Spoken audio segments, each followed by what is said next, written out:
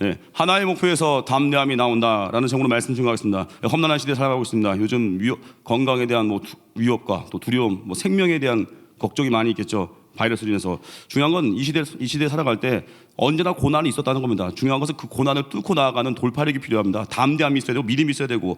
디모데후서 3장 5절 보니까 경건의 모양은 있으나 경건의 능력은 부인하니.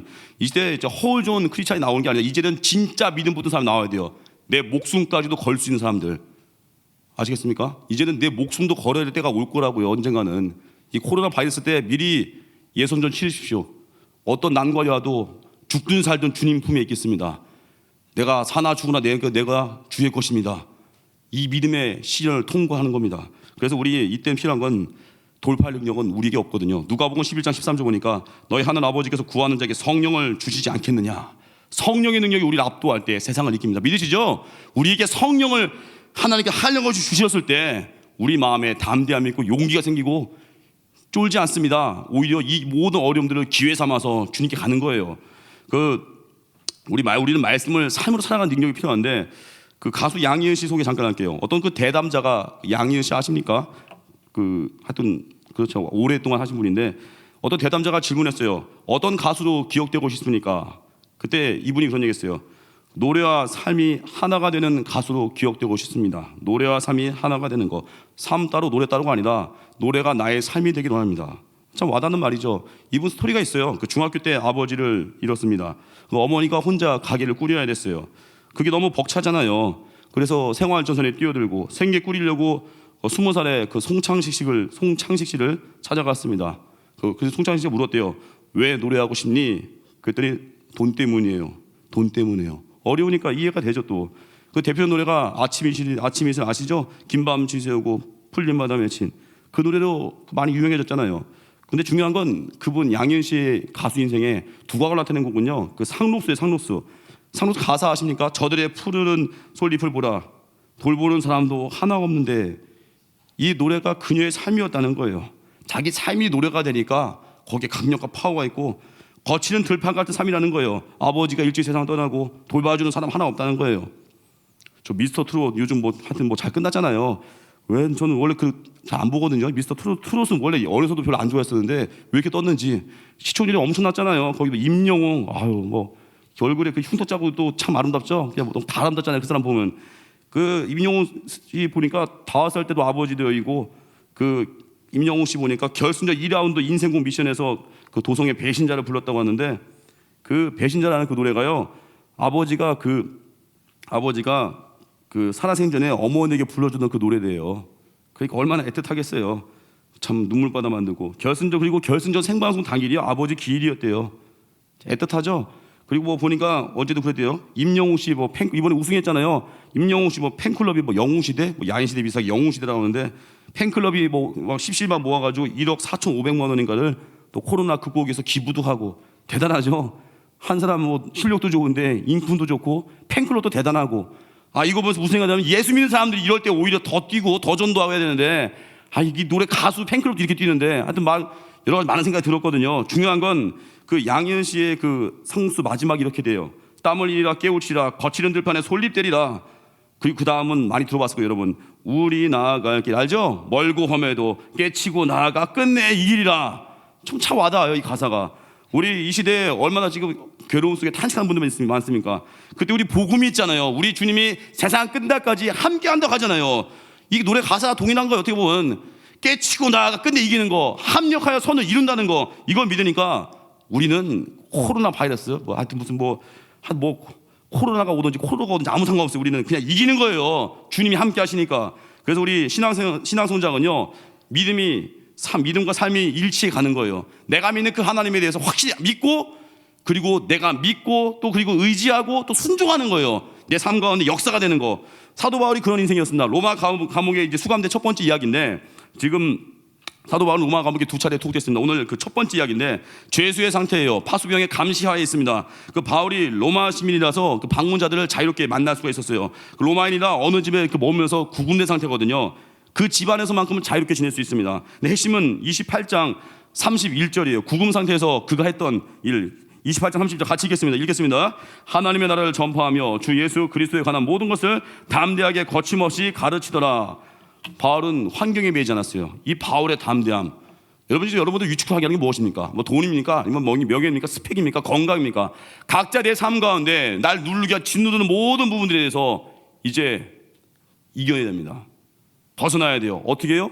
주님의 능력을 구해서, 기도의 능력, 성령의 능력을 통해서, 오늘 바울의 담대함을 통해서 우리 자신의 인생이 다시 주와 함께 연결되는 시간 되기를 바랍니다. 첫 번째요, 우리 바울의 배울 수 있는 담대함. 첫 번째는 환경과 관계없는 담대함이요. 환경 문제되지 않는다는 거예요. 자유롭지 못한 상황에서 아침부터 저녁까지 하나님의 나라를 증거했습니다. 예수님을 전한 거예요. 자기의 처제와 관계가 없습니다. 감옥이라고 해서 위축되지 않습니다. 우린 그러잖아요. 뭐 좀 돈 없으면 괜히 위축되고, 나 가진 것도 없는데. 우리 또 그러잖아요. 나 좋은 직장 좀 안 좋으면 난 직장이 좀 현찮다고 그러고. 바울은 그러지 않았어요. 지금 구금 상태에서도 여전히 내가 믿는 예수님이 너무 귀하니까 전혀 위축되지 않고 당당하게. 우리 부모님들 안 그래요? 자녀들 뭐 지방대 가면 말도 못해요. 저기 시골 어디 있어? 구석에 있다고. 구석 어디요? 말도 못해요. 나름 좀 인서울한 분들만 나름대로 뭐 전화했더니 우리 딸 여기 미리 아예 묻지도 않는데 대학을 얘기해요. 들어보니까 좋은 대학도 아니던데 왜 얘기하시지? 중요한 거는 뭐 그 대학 가지고 뭐 어깨가 으쓱대고 어깨가 처지고 그거 별것도 아니거든요. 저도 하다못해 제 친구들 지금 대학 뭐 명문대 나와가지고 명문대 가서 신앙 팔아먹고 꼬이는 애들이 훨씬 많았어요. 지금 보니까 오히려 그냥 비리비리한 대학 가가지고 거기서 채플 열심히 들이다가 다시 믿음 뜨거워진 애가 있고. 대학이 아니에요. 스펙이 아니라 내가 믿는 그 하나님에 대한 확실한 믿음, 예배자로 서 있는가, 지금 뜨겁게 기도하고 있는가, 그게 능력이에요. 바울의 인생은요, 여호와 하나님이 나의 목자가 되는 거예요. 시편 23편 1절에는 말씀 아시죠? 여호와는 나의 목자시니 내게 부족함이 없으리라. 어떤 분은 그러죠. 통장이 내 목자니까 부족함이 없고, 어떤 분은 내 자녀의 그 스펙이 내 목자니까 당당하다, 배부러 죽겠다 그러고, 어떤 분은 내 건물이 내 목자니 나는 평생 3대까지 걱정 없겠다. 그 한 방에 훅 갈 수 있습니다. 우리 하나님 앞에서 예수님만이 나의 목자가 돼야 돼요. 그 고난은 기회입니다. 누가 목자인지 볼 수 있는 거예요. 누가 진짜 나의 목자이시고 나의 삶을 인도하시는지. 목자 되시는 주님 따라가야 돼요. 세상 따라가면 세상은 목자가 아니라 세상은 목자 잘라버려요. 아시겠습니까? 주님 따라가야 돼요. 너무 험한 농담이 죄송합니다. 중요한 건 우리 하나님 앞에서 우리 바울같이 빌립보서 말씀같이 비천과 풍부에 처할 줄 아는, 풍부와 비천에 처할 줄 아는 그 일체의 비결을 배워야 돼요. 어떤 상황이 와도 내가 주님 때문에 감사할 수 있다는 그 고백해야 되는 거예요. 여러분 돈 있으면 좀 편리하죠? 뭐 차 있으면 멀리도 갈 수 있잖아요. 저 차 없거든요. 차 없이 걸어 다녀요. 지하철 타고. 예전에 어디 신방 갔다 올 때 1시간 반 걸려 가는 데만 왕복 3시간. 제가 뭐 힘들 것 같죠. 물론 다리 좀 아팠어요. 그런데 오고 가는 길 동안에 말씀 보고 묵상하고 또 신방 가는 길에 그 영혼 위해서 기도하고 얼마나 재밌게 보냈는데요. 어느 때는 뭐 택시 가끔 타면은 택시 타서 전도도 하고, 택시 기사님만 제가 한 150명 가까이 영접기도 시켰는데 천국에서 만날 생각하니까 막 흥분되고. 불편하면 기회예요, 여러분. 뭐 돈 없으면 좀 어때요? 그대로 그 안에서 내가 열매 맺고 살아가면 되는 거지. 위축될 거 하나도 없어요. 여러분의 유일한 백은 하나님이십니다. 믿으시죠? 그 하나님 믿고 당당하게 살아가십시오. 제가 보니까 우리 요즘 코로나 때문에 교회들마다 뭐 영상 예배 드리는 교회 많다고. 저는 뭐 정죄할 마음은 없습니다. 비난만 할 뿐이지. 아니 무슨 교회가 어렵다고 그 예배를 문 닫아버리고 영상으로 해버려요. 제가 보니까 어떤 교회는 100명 가까이, 제가 아는 분 얘기인데, 아는 전도사님 그래요. 100명밖에 안 모인대요. 그 약한 교회인데 영상 매체 할 능력이 안 되니까 그냥 현장 예배 드린대요. 없으니까 그냥 기도하는 거예요. 없으니까 모이는 거예요. 너무 시대에 여러분 미디어 너무 좋아하지 마세요. 편리함에 함정이 있습니다. 하다못해 사무실에 같이 근무하면서도 얼굴 봐도 되는데 사무실 안에서도 카톡 할 수 있죠. 지금 뭐 하세요? 저희 형이 그러더라고요. 직장 동료들이 바로 옆에 있는데 카톡질하고 있대요. 얼굴 보면 되는데. 그러니까 이 미디어가 이게 편리한데 능력은 없어요. 만나지도 못하고 막 그냥 커피숍에 가도 그냥 휴대폰 때문에 정신 못 차리고 있고. 여러분 중요한 건 때로는 불편하면서 유익이 있습니다. 직접 만나는 거예요. 직접 현장에 오는 거예요. 그래서 없는 사람은 기도할 수 있어요. 없는 사람은 더 주님을 의지할 수 있어요. 이 시대에 여러분 지도자, 그리고 사역자, 그리고 뭐 사업하시는 분 있습니까? 사업의 뭐 경영자분들, 또 가정의 가장들, 여러분 제일 필요한 게 뭐겠습니까? 영적인 권위예요. 지금 이 시대에 많은 교회들이 세상의 그 협박 앞에 눌리고 쫄아가지고 음메기 주고 이래가지고 막 교회 알아서 문 닫아버리고 알아서 미리 영상해버리고. 어떤 교회는 성도분이 그랬대요. 교회 놔두고 왜 튀어버렸냐고 그 담임 목사님한테 되게 상처받았대요. 왜 교회 놔두고 목사님은 튀었어요? 교회 문 닫은 거에 대한 비난한 거예요. 그 성도분이. 참 부끄럽죠. 물론 무슨 마음이 이해는 해요. 시민의 안전 그만 생각하시고, 시민들이 예수님 몰라 죽어 지옥 가면 어떡할 거예요? 그래도 안전을 구할 거예요? 그들 건지려면 영적인 능력이 있어야 되는데 기도 안 할 거예요? 두려움 다 떨고 있는데 전도 안 할 거예요? 같이 위축되고 우리 같이 조심하자, 같이 모이지 말자, 같이 거리 두자, 그래서 너희들은 지옥 가라, 우린 산다. 얼마나 말이 안 되는 거예요. 이제 이 시대 진짜 필요한 건 영적인 권위예요. 세상의 기류에 휩쓸리지 않는 영적인 기상, 영적인 기백, 영적인 담대함. 그 느헤미야 새벽마다 말씀 듣고 있죠. 느헤미야는 영적인 권위가 있었어요. 힘들 때 무조건 기도했어요. 느헤미야 5장 보니까 같은 동족끼리 이게 돈 빌려주고 막 이자 내거나 막 저당 잡히라는 요구가 막 있다는 소식을 느헤미야가 들었어요. 느헤미야가 막 거룩한 분노가 터져요. 느헤미야 5장 6절 보니까 내가 백성의 부르짖음과 이런 말을 듣고 크게 노하였으나, 여러분 분노는 두 가지가 있어요. 인간의 분노가 있고 거룩한 분노가 있습니다. 거룩한 분노는 하나님을 위한 분노예요. 그래서 부작용이 없어요. 느헤미야는 이렇게 크게 노하였고 5장 7절 깊이 생각하고, 이건 깊이 생각은요 기도했다는 거예요. 깊이 생각하고 귀족들과 민장들을 꾸짖어. 하나님께 묻고 나서 어때요? 이 분노한 다음에 하나님께 물었어요. 그리고 귀족과 민장을 꾸짖었대요. 이게 뭐냐면 느헤미야는 원칙을 말할 수 있는 영적인 권위가 있었어요. 여러분 영적 권위 없으면요 쫄아요. 영적 권위가 없으면요 하다못해 저도 이렇게 부교육자로서 가끔 올라오잖아요. 영적으로 무장 안 하면요, 여러분들 표정에서 처음 올라오자마자 여러분 표정 보면 딱 알아요. 아, 쟤 왜 올라왔어? 또 담임 목사님 줄 알았는데 왜 올라왔어요? 제가 다 알죠. 그 심리를. 어떤 분은 어깨가 처지기도 하고 막 하고 하품, 제가 올라오자마자 하품 쫙 하고, 아 이제 잠이나 잘 자겠다 하고, 밥이나 먹자 빵이나 먹자 다 안다고요. 물론 다 그런 건 아니겠지만, 그 저도 이렇게 무장 안 하고 올라오면 옛날 초창기 때 그랬어요. 아, 여러분들 오늘 담임 목사님이 못 나오셔서 양해를 바랍니다. 이런 식으로 막 괜히 제가 알아서 겼는데, 이제 그럴 거 없어요. 왜요? 아, 무장하고 올라가면 듣든 아니든 막 증거하는 거예요. 뭘 쫄아요? 그냥 막 증거하는 거지. 부교육자가 하건 담임 목사님 하건 하나님 말씀 증거하는데 뭘 쫄아요? 막 증거하는 거예요. 그래서 어느 때는 너무 설교 세게 한다고 욕 먹기도 하고 그런 거예요. 하나님이 세우셨고 하나님 말씀 증거하는데 뭘 쫄아요? 영적인 권위를 무장하는 거예요. 우리는. 가장분들 계십니까? 가정에서 왜 말이 안 먹히냐고요? 맨날 애들 필요한 것만 애들 눈만 맞추니까 말이 안 되는 거예요. 가장의 할 일이 뭐예요? 디모데전서 2장 8절 그러므로 각처에서 남자들이 분노와 다툼이 없이 거룩한 손을 들어 기도하기를 원하노라. 가장이 기도하면 애들이 말을 들어요.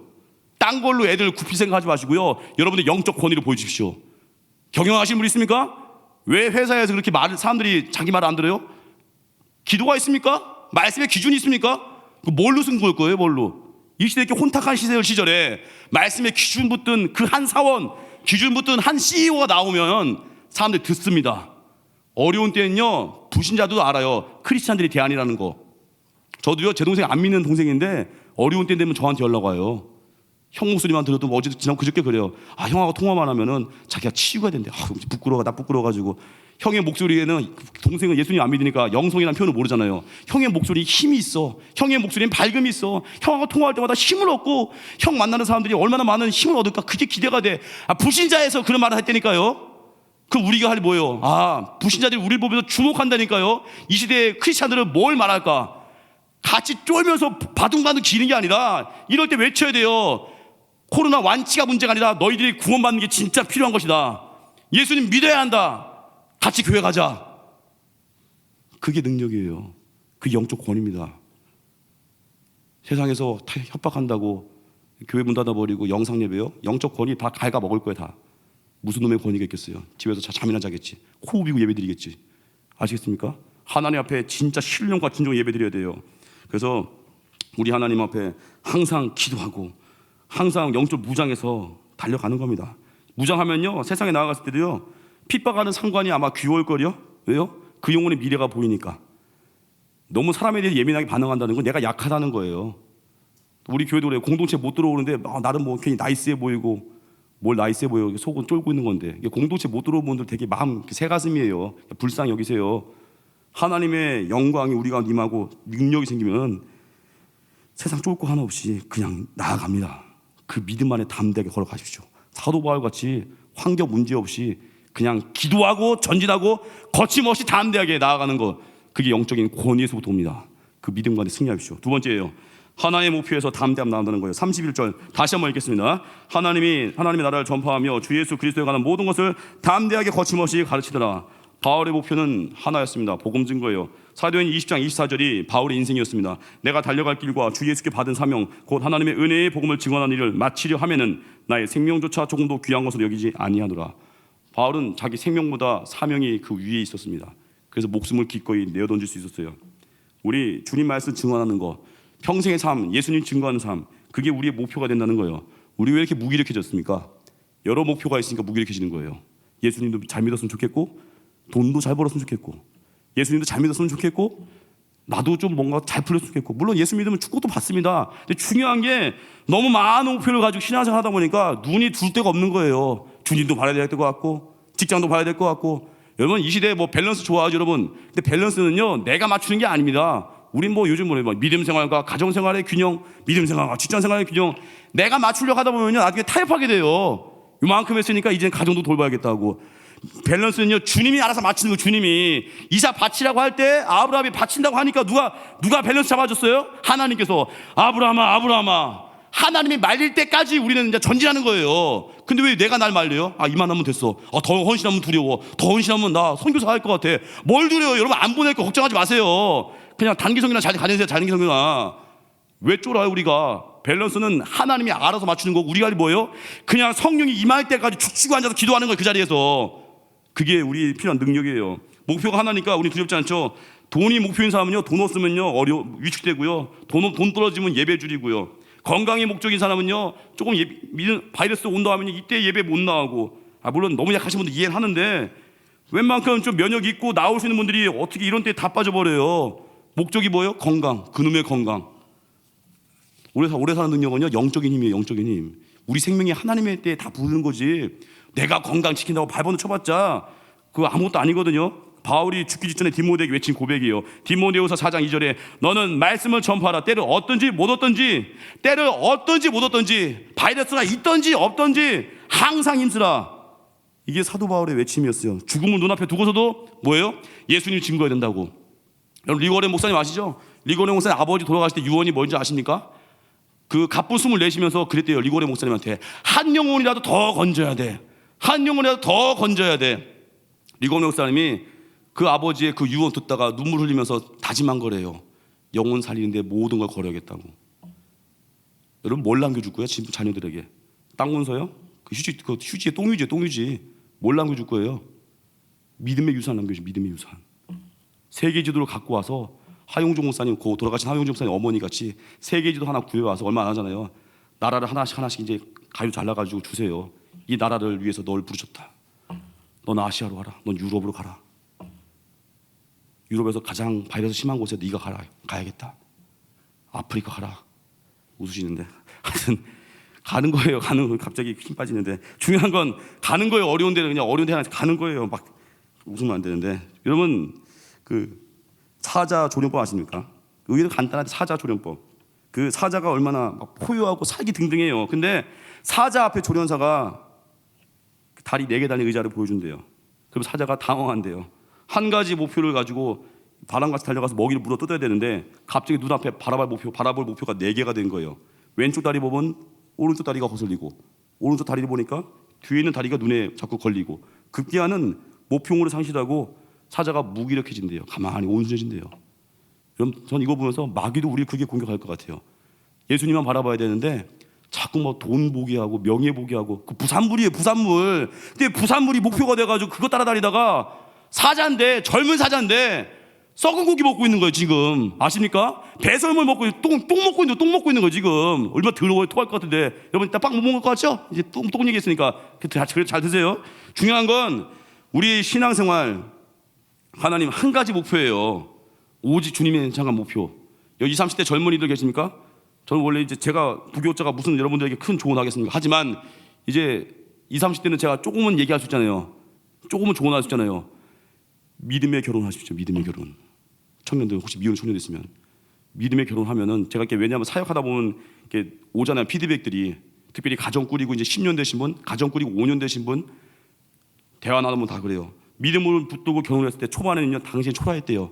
내가 이런 남자하고 어떻게? 내가 이런 자매하고 어떻게? 당시에는 사람들도 말리기도 하고요. 이렇게 무슨 결혼인가 아무것도 없는 것 같더라 했는데 믿음 하나 붙고 결혼했더니 지금은 날아올라요 진짜. 날아오르니까 새벽 예배 때 진짜 날아올랐잖아요. 진짜 독수리 했잖아요. 진짜 했잖아요. 아시죠? 날아오른다니까요. 그게 믿음의 능력이에요. 그러니까 자녀들이 그러자 자녀들이 엄마는 간사해야 된다고. 엄마가 안 하면 흩어질 것 같아. 양떼들이 흩어질 것 같아. 엄마는 간사해야 돼. 그 어린 초등학생 입에서 나온 말이에요. 믿음을 물려주니까 아이들이 달라지고 있죠. 우리 바울의 인생 볼 때 여러분 바울은 육체의 가시가 있었잖아요. 근데 그게 장애가 되지 않았어요.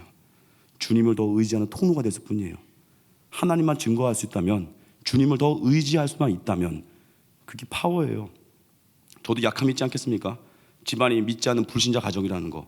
목회할 때요 이거 쉽지 않아요. 저한테 아픔이기도 하면서 어느 때는요 그래요. 여러분 이 중에 표정 중에 그런 분 없겠지만 네 가족은 전도도 못하고 앞에서 뭘 이렇게 크게 떠들어 잠 다 깨게 이런 분 있을 수 있다니까요. 그럼 혼자 상상 그런 거 없겠지만 훌륭하신 분들이니까 제 마음에 항상 애틋함이에요. 가족 구원. 근데 제가 가족 구원 신학할 때 그랬어요. 너는 집도 안 믿으니까 목회할 때 기도 후원자도 없는데 네가 목회할 때 어려울 거야. 그럼 많았어요. 이해는 돼요. 기도 후원자도 없이 전쟁 혼자 나가는 것 같고.